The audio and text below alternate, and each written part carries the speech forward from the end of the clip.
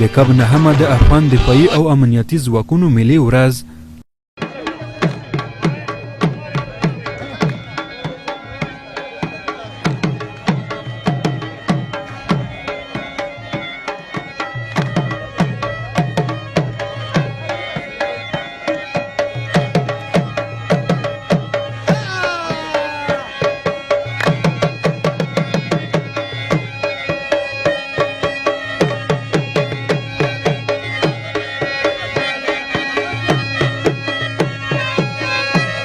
دغه ورځ د نورو ولایتونو په څیر خوست کې هم د عامو خلکو او چارواکو لخوا په ښو مراسمو ونمانځل شوه. د خوست والي افغان ملي ځواکونه د خاورې اصلي بچیان یاد کړل او وایي دغه افغان ځواکونه دي چې د تاریخ په اوږدو کې د خپلې خاورې، دین او ناموس څخه په کلکه ننګه او دفاع کړې ده.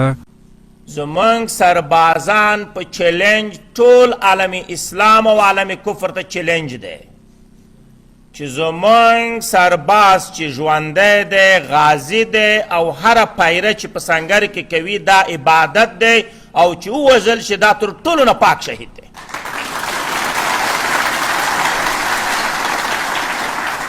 عامو خلکو هم د سرتیرو سرښندنې وستایلې او ویل چې دوی به د خپلو ځواکونو څخه په زغرده ملاتړ وکړي. د خوست ولسونو علما کرامو په یو غږ سره د افغانستان د امنیتي او دفاعي ځواکونو څخه خپل ملاتړ څرګند کړ او دا یې د هیواد رښتیني بچیان او د مور ساتونکي هیواد بچیان وبلل. موږ د افغانستان د ملي امنیتي او دفاعي ځواکونو ترڅنګ ولاړ یو او د ژوند تر اخري سلګیو پورې به د دوی قربانۍ، سرښندنې او ځانجارونې نه هیرو. افغان ځواکونه وایي د سرتیرو د ورځې نمانځل د دوی مورال نور هم پیاوړی کوي او وایي تر هغې به د خاورې او ناموس دفاع کوي تر څو چې په تن کې یو څاڅکی وینه وي.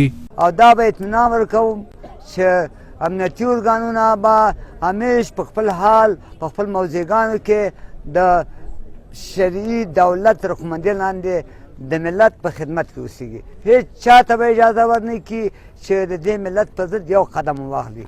که یو قطره خونم په اینم په ځان کې پاتې اوسیږي موږ به د دې ملت څخه قرباني کوو.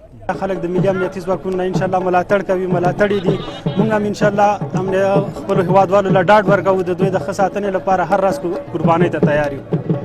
دغه ورځ د افغان ولسمشر محمد اشرف غني د ملي امنیتي او دفاعي ځواکونو د ملي ورځې په نوم نومولې ده چې په ټول افغانستان کې به لمانځل کیږي.